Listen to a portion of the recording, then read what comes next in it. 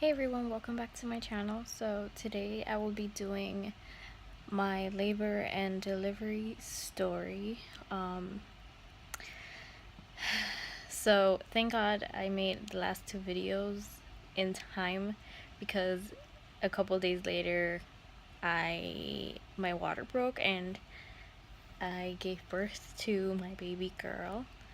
She is sleeping right now. She's right next to me, so that's why I'm laying in bed and I'm trying to get some rest because it is exhausting. So let's start off with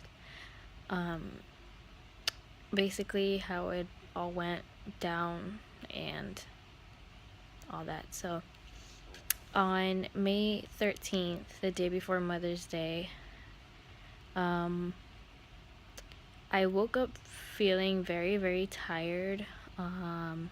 That day I had a date planned out with my mom that we were gonna go eat, and so we did. We went to a restaurant and we ate and we talked. We were actually talking about, water breaking and, the birth and whatnot. So, yeah. Keep in mind, I had no idea my water was gonna break that same day. Sorry, she's like making sounds. Anyways, I had no idea that my water was gonna break that day, so it was all very unexpected and shocking and very nerve-wracking too. So, we were just having a conversation, and then she drops me off back at home, and I was feeling a little bit weird. Not gonna lie, I was feeling very kind of dizzy, and I was really, really tired for some reason. And I had also noticed that my belly was like super low that day, but I thought it was just normal. I mean, I was already, oh, I didn't say how I was 34 weeks and 4 days. So she is premature, but she's a good weight and she's a pretty good size for a premature baby, so thank God. But I was only 34 weeks, so that makes it even scarier. So I got home, I laid down, I took a nap, like a 1.5 2 hour nap. I woke up and I was actually planning on going to the movies because I wanted to do something for Mother's Day, since with my boyfriend, since he was gonna start working soon. So I was trying to plan something out, but I wasn't feeling it that day. I just really wasn't. I just felt completely different. So he goes and takes a shower, and I'm laying in bed. I'm watching Netflix, just relaxing, not doing much. I wasn't doing much. I wasn't lifting any heavy weights. I was just literally laying in bed, not doing anything. And about 20 minutes later, no, not 20 minutes, like 10 minutes later that he gets in the shower and everything, I feel like a pop inside me. And it was the weirdest feeling, but I just knew it was my water. I just knew it. So I freaked out. I freaked out. I got up. Actually, no, I didn't even want to get up. I was so scared. But I ended up getting up. I was like knocking on the door in the bathroom, like telling him to open the door because he was showering, so he couldn't hear me. But eventually he opened the door and I told him I was crying. I was really, really nervous. I felt like I wasn't prepared. Even though I had everything ready, thank the Lord. Because if I would have left everything for last minute, it would have been so much harder. So, I just start gushing water. Like a bunch of water just starts coming out, and I already know it's my water. So I sit on the toilet and I just keep dripping water everywhere. And then I call his mom and I tell her, oh, come here. I didn't really tell her right away, but she came in the room, and I told her. She saw that I was really nervous. I was crying.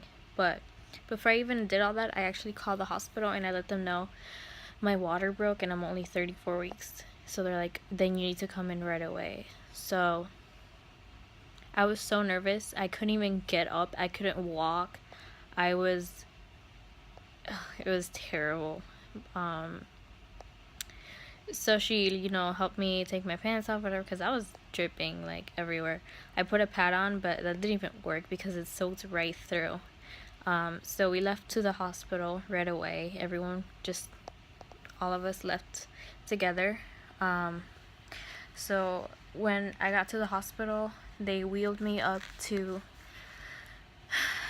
they were making me sign papers and stuff, but I'm like over here freaking out. I don't even know what's going on. Like, I'm just like in this world of, oh my god, like, is my baby gonna be okay? It was one of the worst feelings you could ever feel, basically. Especially being a first time mom, it was bad. It wasn't only bad feelings, obviously, but I was very excited, obviously, to meet my baby, but I was just scared for her. I didn't know if she was gonna do well, because premature babies, they all have a very different outcome. So thank God she did well. But anyways, I keep rambling. So I got to the hospital.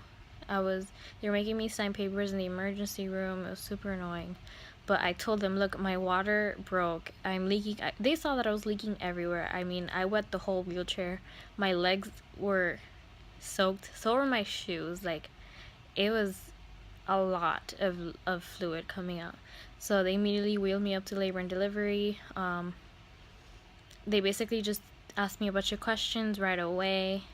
They took me to the labor and delivery room because there wasn't that many people that day. So they got me in super quickly, which thank the Lord that happened, because if I would have had to wait, I probably would have like had a panic attack or something. So the nurse was like, oh, let me swab, do a sample to see if it is your water. And then the other nurses were like, she's dripping everywhere, like she got it all over the wheelchair, you don't have to test her for that, we know it's her water. So she's like, oh, okay. And then she's like, okay, so let me just check you. Before that, I took I peed in a cup and I put on a gown. So then I got into the bed, and then she's like, okay, let me check you. So once she checked me, I was 2 centimeters dilated already, and she had felt her head. So we knew that, okay, this is progressing, and we need to do something about it now.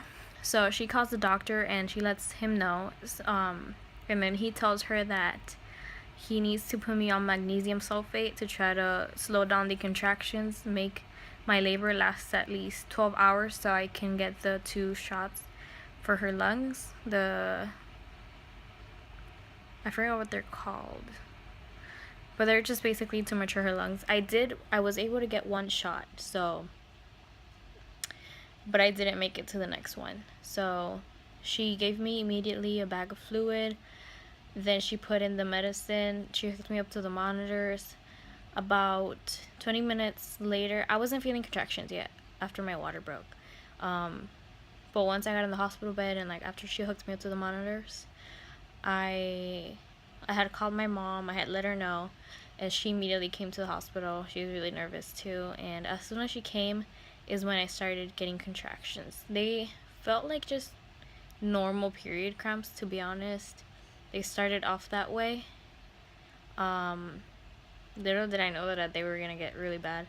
So she puts me on the magnesium sulfate, and by this point my contractions are just regular, they're not stopping, just the medicine's not working. So I let her know, I'm still having contractions, and they were getting worse each contraction, and they were getting a lot closer too, and a lot longer they were lasting. So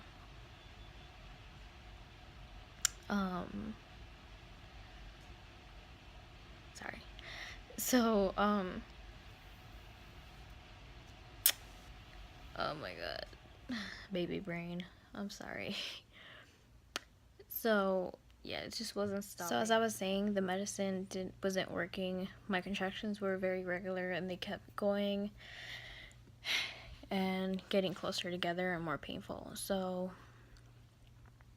she calls the doctor back and she lets him know, you know, her labor is not stopping, so it's gonna happen today, or, you know, at midnight or something, but very soon, in a couple of hours. So the doctor tells her, you know, okay, let's just keep on with the birth and check if check that the baby's head down, that she's ready to come out.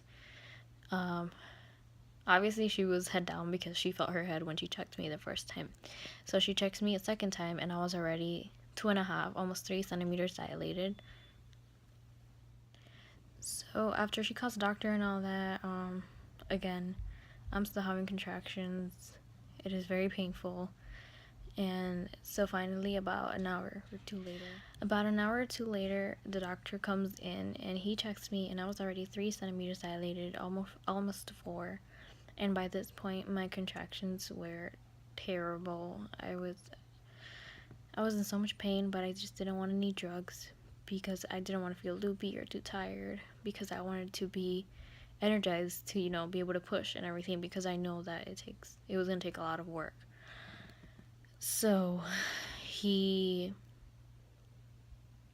says that I can take a drug that is, I forgot the name of it, but it makes me, basically it made me super loopy and tired, and I hated it. I should have not taken it, but I was in so much pain that I wanted something to help out. But so I took the medicine, it wasn't working. It just made me super tired. I was able to sleep through some of them, but barely. I mean, I was still feeling the pain. It was really bad. So after that, he tells me I have to get an ultrasound to check that the baby's doing okay, her heart's fine, that she's just doing okay. So I get an ultrasound, and the whole time I was getting the ultrasound, I was getting extremely painful contractions, and it was so hard to stay still. But when I did get the ultrasound tech said that she's a good weight. She was gonna be, what the ultrasound says, she was gonna be 5 pounds 10 ounces. For a premature baby, that's pretty good. And she looked very good. So after the ultrasound, I wanted to get the epidural because I just could not handle the pain anymore, and I was just scared out of my life, and I needed to get some rest.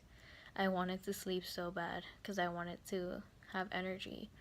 So I was able to get the epidural after that, and epidural I didn't even feel it, to be honest. I was in so much pain, I did not care whatsoever. So finally got the epidural.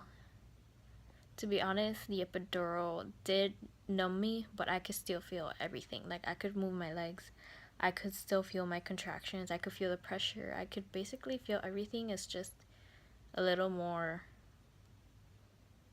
how do I say it, more relaxing. Honestly, I just wanted the epidural to get some rest because I was already exhausted. So I fall asleep after I get the epidural, and then I wake up with contractions again. I start feeling every single contraction happening, so I press the button because they give you a button to administer more if you feel like you need it. So I pressed the button like once or twice, but I was still feeling my contractions. So I called the nurse in and I let her know I'm feeling a bunch of pressure down there and my contractions are still really bad. So when she checks me, she's like, "Oh, you're at a 10." And then I'm like, "What?" And that's impossible. And then she's like, "Oh, sorry, you're at an 8." I don't know how she confused it, but I was already an 8.5 or so, almost 9. And then she pressed the button herself, and then she's like, "If you start feeling a lot of pressure, call me back in." So about half an hour later, I call her back in, and I was already feeling extreme pressure down there. So she checks me, and I was already at a 10. And then the doctor comes in, like, after, or no, she goes back out, and then she basically just calls everybody, like the NICU team, everyone, letting them know, okay, the baby's coming right now. You know, everybody needs to get prepared. So everything was set up, you know, a table with all the instruments, whatever, to stitch me up and blah blah. So the doctor comes in, he checks me just to make sure, and I was already at a 10, and she was 100% effaced, you know, she was just ready to come out. So they start setting me up, you know. I was still feeling my contractions. They were so terrible. I could basically feel everything still. But that did help because it helped me push. So I wasn't too numb. So that did help me to push. So right away, the doctor says, okay, you can push now. So every time I felt a contraction or the pressure, I started pushing. And honestly, I got to pushing right away. Like, I didn't even have to try once or twice or anything. I did it pretty good. I mean, I think I did pretty awesome considering that I was freaking out, and so I think I handled it pretty well. So I start pushing, and the doctor, you know, he sees her, you know, her head is obviously coming out. She's coming out super quickly. At about 4 pushes later, her head pops out, and then the rest of her body just like slides right out. And the feeling I got when I heard her cry, I don't want to cry, but I think I'm going to. It was such a relief, and the first thing I said when she came out was, oh my gosh, she's so tiny, because she's so small. She weighed 5 pounds 6 ounces, and she was 18 inches long, and she was born at 3:38 a.m. So she was actually born on Mother's Day, which was the best Mother's Day gift I could have ever gotten. And as soon as he took her out, he put her on my chest really fast, but they had to take her because, you know, they had to give her some oxygen to help her, because the medication that I had taken to make me, the one that made me super loopy, actually made her a little bit loopy too, and so they had to give her some help breathing with a little oxygen mask and all that, because she was a little drugged up too.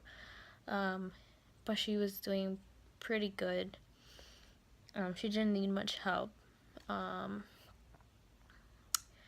So basically, the doctor did have to do an episiotomy, which is they cut you. And I'm not sure how many stitches I got, but I know that the cut was like a pretty decent size. Since she was a premature baby, he didn't want to put any pressure on her head, so that's why he had to cut me, but I'm pretty sure they cut everybody. So after that, they take her, and, you know, the doctor stitches me back up, you know, he delivers the placenta. It came out, like, I didn't even have to push it out, it just came out by itself. And yeah, they just stitched me up. They did what they had to do to clean me up, and then that was about it. And they took the baby right away to the NICU, and right after that, they told my boyfriend and my mom that they could, because they were the ones that were there through the whole delivery, no one else could be there, just them two. So they go into the NICU, and they saw her. They were there for a while, so I was just in the room alone, you know, freaking out, wondering, oh my god, like, what's going on? I couldn't really see her. I didn't get to see her until like 4 hours later, maybe, because I had to be able to walk to go see her, which was really dumb. Like, they could have just taken me in a wheelchair, but I had to walk. Basically, that was the motivation for me. Like, I got up, I literally, right after I gave birth,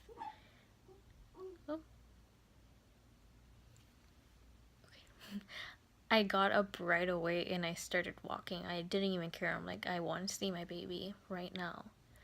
So they're like, oh, you're gonna have to wait till you're in the postpartum room, the room that I was gonna be in for the next couple days.